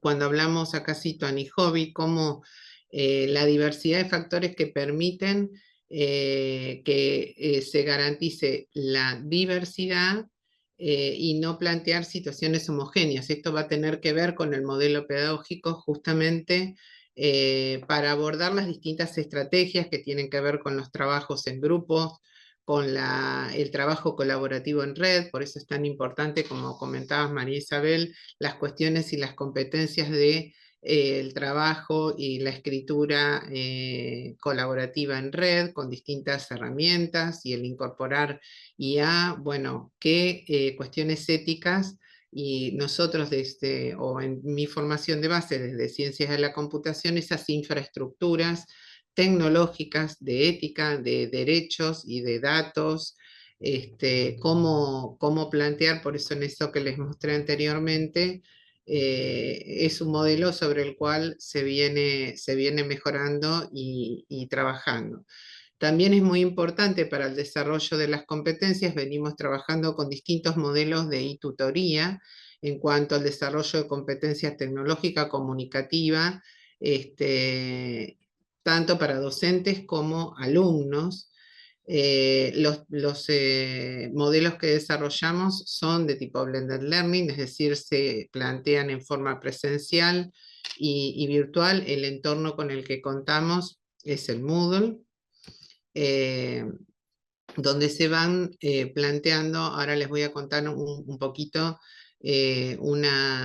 algunos casos que tenemos del área de la asignatura en la que yo estoy, que es análisis y diseño de software de segundo año, y en cuarto está arquitecturas de software, que también son asignaturas que pueden ser optativas, y hay alumnos que tienen posibilidad de cursar una maestría en Ingeniería de Sistemas, y tenemos 2 doctorados en Ciencias Sociales y Humanas y en Ciencias Aplicadas. Bueno, estos desafíos que planteamos es garantizar la autonomía, actualizarse y poder desempeñarse en los escenarios digitales actuales y acompañar las cuestiones de transformación digital, y cómo el saber hacer, saber convivir, saber ser, también este mindfulness que necesitamos en cuanto a postura, conectividad, que no haya frustración, a que estén las posibilidades de que el alumno, como nosotros tenemos y nos pasa a todos, cuestiones de conectividad, de distancia, podamos ser felices en desarrollar la actividad y de calidad, ¿no? De modo que tengamos una autonomía. Gabriela, 2 minutos. Bien. Esto que les comentaba, estas competencias, un poco de lo que ustedes han hablado, es poder desarrollar en los distintos ejes en cuanto a comunicación, creación, aprendizaje colaborativo, y cómo ir mejorando estas posibilidades. En particular, en análisis y diseño de software, lo que planteamos es un trabajo basado en casos y aprendizaje basado en problemas reales, en los cuales para problemas de la región, los alumnos en grupo desarrollan estas competencias: informática, alfabetización múltiple, cognitiva y de ciudadanía digital en el aula virtual, donde se diseñan y rediseñan las distintos ejes para que vayan realizando un trabajo final real, en el cual se plantean estrategias de tipo individual, grupal, con foros, con una e-tutoría y un acompañamiento, planteando retroalimentaciones y devoluciones tanto asíncronas como síncronas, con un sistema de videoconferencia. Teníamos en un convenio con una entidad española, el Adobe Connect, pero ahora hacemos todo de uso libre, y se realizan las posibilidades que se plantean, como decía, tanto presencial, virtual o híbrida, de modo que hasta los clientes y casos reales, cuando había oportunidades de hacer alguna visita, se planteaban. En pandemia, bueno, esto nos limitó hasta el 22, y actualmente hacemos entrevistas y visitas de modo conectado, no mediado. Te dejo, Jorge, ahí ya nos levantó la mano Marina. Sí, sí, correcto. Bueno, como conclusión de toda esta aplicación que marcaba Gabriela respecto de un modelo pedagógico ya venimos implementando del 2003, lo que resultamos es una mayor retención de los estudiantes, mayor autonomía, mayor democratización de la educación superior, dado que en nuestra región la distancia es un factor interesante, el clima también. Entonces la virtualidad permite que esa retención ocurra y principalmente generar nuevos instrumentos de evaluación en entornos virtuales como estrategia dentro de este modelo pedagógico. Gabriel, no sé si hay algo más al final. Ok. No, eso sería todo. Muchas Tienen, tienen nuestros mails y cualquier consulta, estamos dispuestos a seguir la charla por este medio. Bueno, muchísimas gracias, Gabriela. Jorge, es sumamente interesante la presentación. Me gustó mucho esto que traía Gabriela acerca del trabajo de casos reales. Eso es sumamente importante, da como otras perspectivas, así que bueno, sumamente interesante. Muchas gracias a ambos. Em, Bien, nuestro próximo expositor es Carlos Lenes y su ponencia Cómo medir el éxito de nuestras interfaces. Carlos, ¿estás por aquí? Ah, ¿qué tal? Bienvenido. Bueno, no tengo una press, pero igual voy a comentarles un poco. Bueno, a modo de contexto, quisiera abordar en esta charla un poco los retos que tendrá que asumir el egresado de diseño gráfico o tal vez un profesional con poca experiencia en el campo al sustentar sus proyectos o su propuesta de diseño, ¿no? Y saber cómo medir el éxito de ellas. Entonces, quiero empezar con una frase de Don Norman que dice, el diseño implica tomar decisiones difíciles y equilibrar diferentes necesidades y restricciones para crear el mejor resultado posible. Entonces, esta frase es muy interesante y quiero quedarme con la primera parte, que dice que el diseño implica tomar decisiones difíciles. Entonces, cuando diseñamos alguna solución, la toma de decisiones puede ir desde elegir, basándonos, por ejemplo, ¿no? en un diseño de una página web, puede ir de la decisión de qué color va a ir un botón, puede ir también de ver la jerarquía de qué opciones le mostramos a nuestros usuarios, o hasta la propuesta si es que puede afectar o no el NPS de una empresa, ¿no? Solo para ponerlo como ejemplo. Entonces, las decisiones que tomamos nosotros son propuestas que van a determinar el éxito, ¿no? Entonces, ahí el punto, ¿cómo podemos nosotros sustentar esas decisiones? Estas decisiones sobre nuestro diseño, ¿no? ¿Cómo sustentarlas? Muchos nos dirán, por ejemplo, podemos usar el criterio, la experiencia obtenida a lo largo de nuestros años de trabajo o reglas de diseño establecidas también, ¿no? Entonces, pero hoy en día, para poder tomar una decisión, debemos contemplar algunos aspectos. Uno de ellos, por ejemplo, es foco en data, hacer bench. Bueno, voy a resumir un poquito. Foco en data vendría a ser un poco sustentar con números, con cifras, ¿no? Si es que nuestra propuesta va a funcionar. Entonces, es un sustento bastante importante. Bench viene a ser un poco ver qué es lo que está pasando, qué es lo que están diseñando, qué es lo que están haciendo en otras partes del mundo. Objetivos de negocio es algo muy importante y creo que también en muchas universidades lo enseñan desde no solo enfocarnos a crear una empresa, sino que si nosotros vamos a estar dentro de una empresa trabajando, ¿cuál es el objetivo de esa empresa? ¿Cuál es el objetivo de negocio? ¿Qué se quiere lograr? Y ahí vienen muchos, no sé, muchos hitos, ¿no? Muchas cosas que se quieren obtener.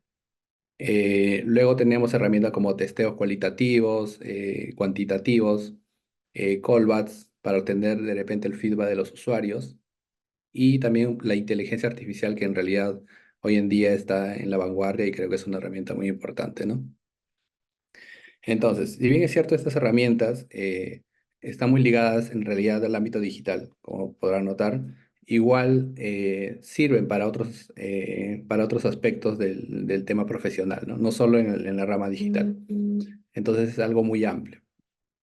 Entonces, nuestros profesionales van a llegar saliendo de la universidad, van a llegar a la cancha, como acá decimos, donde van a enfrentarse con muchos retos, personas, criterios diversos, formas de pensar, innumerables necesidades y dolores de las empresas, y no solo personas y no solo profesionales que van a trabajar en empresas, sino que pueden crear sus propios proyectos, sus propias empresas, ¿no? Justo ahí escuchaba que a lo largo de la charla hablaban de emprendedores, hablaba también de temas de inteligencia artificial y todo, ¿no? Entonces creo que en realidad estos conocimientos se aplican a todo, ¿no? A todo lo que viene a ser proyectos, el tema profesional, el tema de empresa, ¿no?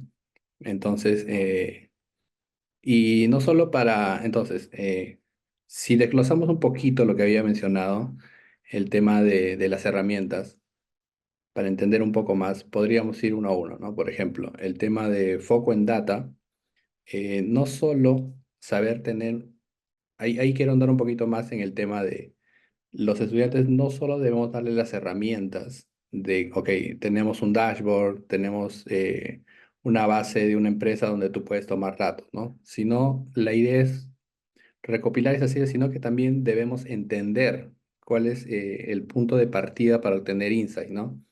Entender el comportamiento de los usuarios mediante esta data. Entonces, sacar conclusiones en base a hipótesis y obtener diseños basados en eso, ¿no? Entonces, creo que va más allá de repente de dar las herramientas, de decirle, ok, podemos construir dashboard en base a esto, sino entender, ¿no? ¿Cuál es el objetivo de esto, ¿no? ¿Qué queremos lograr con esta data? ¿Para qué nos va a servir? Entonces, creo que eso es bastante importante, ¿no? Es mindset en los alumnos, en los profesionales, ¿no? Por otro lado, también tenemos el bench. El bench viene a ser un poco la idea de ver qué es lo que están haciendo en otras partes del mundo, ¿no? Las tendencias de diseño, qué se están usando en el mercado global respecto a nuevos productos, a nuevas soluciones. Y no solo voy a diseños en sí, ¿no? Sino a productos en general, ¿no? O sea, qué cosas están haciendo como empresa en otros países, ¿no? O sea, de repente nosotros en nuestros países queremos crear una empresa, pero de repente esa empresa ya existe y mejor. Podemos verla y podemos nosotros evolucionar sobre ello, ¿no? Que es un poco también la idea. Eh, y entonces esto de acá nos va a ayudar un poquito a entender cómo están funcionando otras empresas en otros países, ¿no? O sea, cuál es el objetivo que tuvieron esas empresas mediante ese producto y si están logrando el éxito, ¿no? Porque también nosotros podemos ver hacer bench y podemos ver empresas de otro lado, productos de otro lado y decir, este producto es muy bueno, me gusta, pero está funcionando en realidad en ese mercado o de repente si es que se adapta al mercado real de nuestra realidad, ¿no? Entonces hay que ver también ese aspecto, ¿no? Entonces eso digamos que es como hacer un análisis más allá de la herramienta en sí. Entonces, y siempre decimos en el entorno de diseño nosotros, no vamos a reinventar la rueda, ¿no? O sea, nosotros ya creo que ya existe, ya no estamos, ya ha pasado un poco la época en que el diseño era bastante estético, que queríamos crear nuevas cosas, ¿no? Sino que ahora nos enfocamos en el tema de funcionalidad. Funcionalidad y el tema, por ejemplo, de que si ya existe un botón que es súper accesible, ¿por qué tratar de crear otro nuevo, no? Simplemente tomarlo, evolucionar sobre ello y crear y resolver una necesidad. Entonces creo que es un poquito también el análisis del bench. El objetivo de negocio. Este es un aspecto un poco delicado también. El aspecto es bastante importante, pero las decisiones que nosotros tomemos en nuestros productos, en nuestros proyectos, debe estar también medidas por los indicadores de negocio, ¿no? Pero esto no significa que en realidad no podemos refutar, no podemos sustentar o negociar, porque a veces decimos negociar con los gerentes, con los stakeholders de las empresas, etc., ¿no? Entonces, creo que ahí también hay mucho los soft skills, ¿no? Un poco enseñar al usuario, pero enseñar al alumno cómo puede negociar eso, ¿no? Cómo puede sustentar. Entonces, no es simplemente decir, sabes que estéticamente me parece que es mejor y ese es mi sustento, ¿no? Por ello también tenemos lo de atrás, ¿no? La data, el bench. Entonces, con todo esto, el alumno tiene la capacidad de analizar y poder sustentar y refutar, ¿no? Sobre algo. Entonces, igual ahí, eso es en realidad bajo mi experiencia también, yo lo he aprendido en el trabajo, pero es algo que podemos impartir como conocimiento, ¿no? De la escuela de diseño. Eh, Por otro lado, las herramientas como testeos cualitativos y cuantitativos, que son herramientas muy interesantes para saber un poco el feedback del usuario. O sea, qué nos dice el usuario sobre nuestro proyecto. Y en realidad ahora en el campo digital, en el campo de proyectos, el usuario es bastante importante, ¿no? Ya que el usuario, todo nuestro enfoque va basado en él, a diferencia de muchos años atrás. Y esto, por ejemplo, se abarca en todo campo, ¿no? Cuando uno emprende un negocio, el usuario final es el que importa, a quién vamos enfocado en esto, o sea el negocio, que sea nuestro sueño, sea que haya sido nuestra iniciativa porque queremos mejorar cosas, pero siempre el usuario final es el que va a recibir o va a aceptar este producto o este proyecto, ¿no? Ya. Y algo que está ligado también a todo esto es el comportamiento, ¿no? El comportamiento del usuario, que nosotros hace poco también hicimos un estudio, ahí como le comento como anécdota, sobre una hipótesis de algunos usuarios que guardaban transferencias, operaciones como transferencias rápidas en un aplicativo que, bueno, yo trabajo en una empresa de banca, pero nosotros creíamos que no hacían operaciones muy recurrentes, pero hicimos un testeo y dio resultado que los usuarios hacían muchas más operaciones recurrentes diarias y nosotros nos sorprendió. Entonces, eso va contra nuestras hipótesis y en base a lo que los usuarios nos digan, ¿no? Entonces, creo que eso es bastante importante. Y las herramientas de inteligencia artificial, creo que ya sabemos un poquito de la inteligencia artificial, está en la vanguardia de crear imágenes, frases, obtener ayuda, información, ¿no? Entonces, pero aquí creo que va un poquito más allá, de repente de enseñarle al alumno cómo nosotros preguntarle a la inteligencia artificial, ¿no? O sea, si nosotros queremos una respuesta, ¿cómo debemos preguntarle? ¿De qué manera, no? Para que ellos nos den la respuesta idónea en realidad, porque o sea, hay muchas maneras y además creo que la inteligencia artificial está aprendiendo día a día, pero no tiene esa emocionalidad, no tiene ese contexto de repente de cuál es mi enfoque, qué es lo que yo estoy buscando, ¿no? Entonces creo que todavía la inteligencia artificial de cierto modo está amarrada un poco con el ser humano, ¿no? Y para bien, creo, ¿no? Y poco a poco va evolucionando, ¿no? Entonces, y ya para cerrar un poquito, quiero cerrar con el comentario de que en realidad todo esto es increíblemente cambiante, por ende estas nociones deben ir evolucionando cada vez más y van a evolucionar en realidad, ya que es parte de la exigencia del mercado, ¿no? Y eso, muchas gracias. Muchísimas gracias, Carlos. Muchas gracias por tu ponencia, sumamente interesante. También te invito a, si querés dejar algún contacto en el chat, si alguno de nuestros expositores todavía no lo hizo, el chat está habilitado para que dejen por ahí sus contactos. Así nos queda a mano a quienes después volvemos si estamos interesados en conocer más sobre sus trabajos. Bien, vamos a pasar rápidamente a nuestra próxima expositora, Evelyn Cabrera Romero, Tabata Paola Chiusaca Méndez y Juan Carlos Chiusaca Feijó. Nos van a presentar objetos virtuales de aprendizaje en Geniali para el bachillerato. Buenas tardes, ya le comparto en este momento.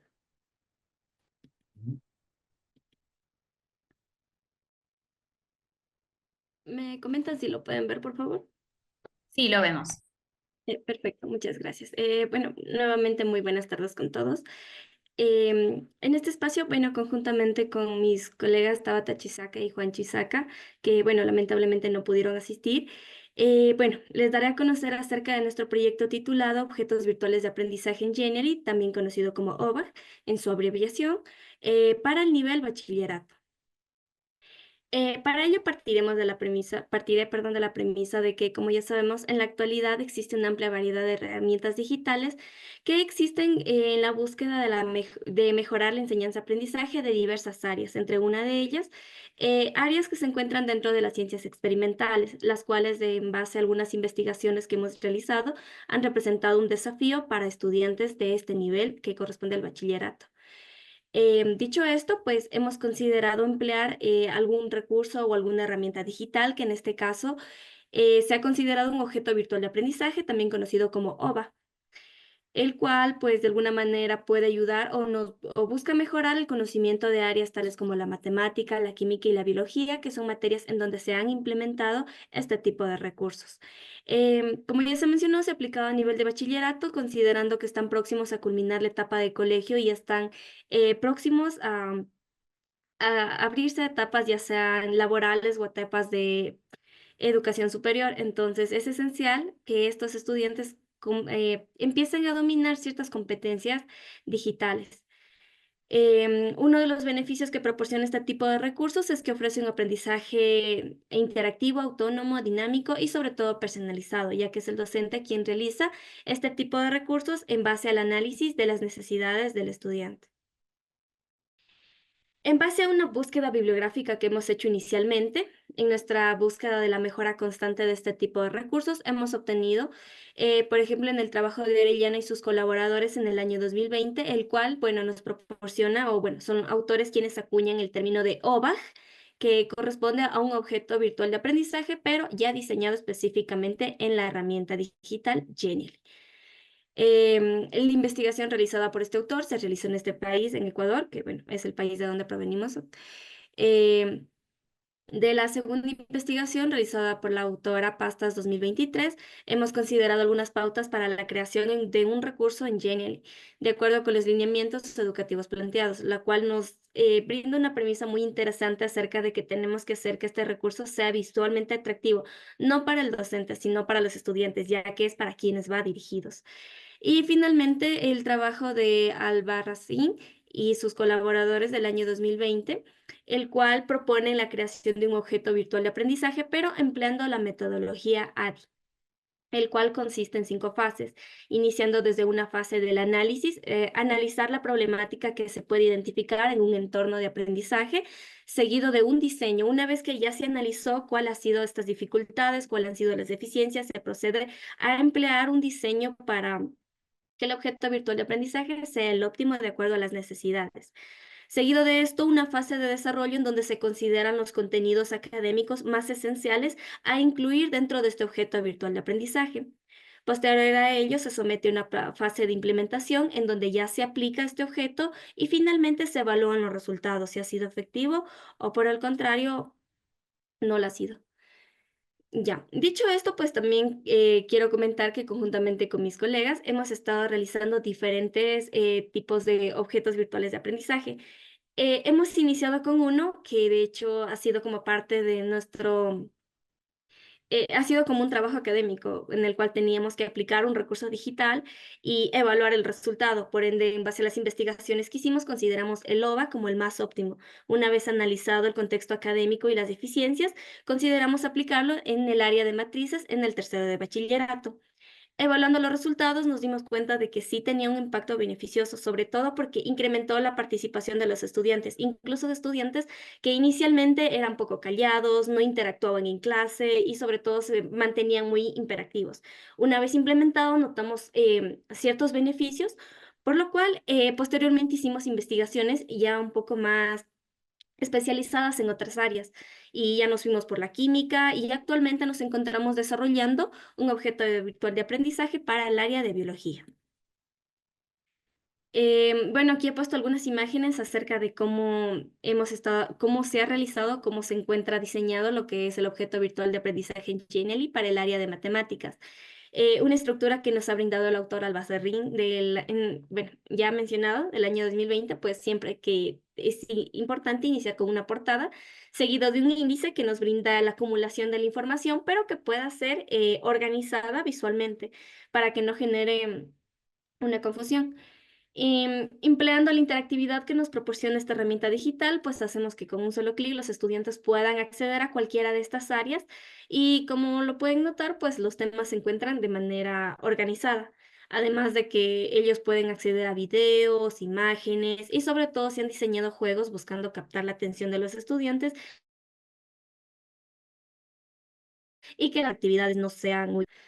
Esto también hemos creado un objeto virtual de aprendizaje para el área de química, esto específicamente nuevamente para estudiantes de tercero de bachillerato que estaban próximos a culminar este año lectivo y era con la intención de que estos estudiantes querían ingresar a la universidad, que es una de las más, bueno, cotizadas actualmente en nuestro país, que es la Universidad Estatal de Cuenca, la cual muchos estudiantes quieren ingresar, pero no tenían los recursos para ir a un preuniversitario, prepararse. Entonces, consideramos crear un objeto virtual de aprendizaje para brindarles una herramienta de ayuda en donde pueden encontrar los temas, información sobre la universidad, videos, simuladores, sobre todo para potenciar la práctica en estos estudiantes.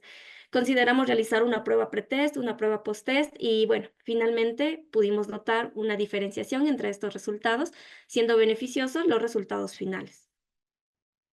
Y finalmente una propuesta que estamos desarrollando actualmente para el área de biología, que va destinada, bueno, si bien va destinada para estudiantes de segundo semestre de la carrera de ciencias experimentales, se realiza con el objetivo de que estos estudiantes puedan utilizar este recurso para empleándolo para enseñar a sus futuros estudiantes. Entonces se les indica, se les proporciona este recurso, la información igualmente la pueden encontrar de manera organizada, entonces se busca potenciar que ellos conozcan acerca de este recurso, cómo implementarlo, cómo crearlo, y también, bueno, a la vez les es un recurso que podría ser beneficioso para ellos, ya que pueden aprender este tema de una manera más interactiva. Estamos próximos a la implementación de este recurso, entonces, por el momento, nos mantenemos con los siguientes resultados.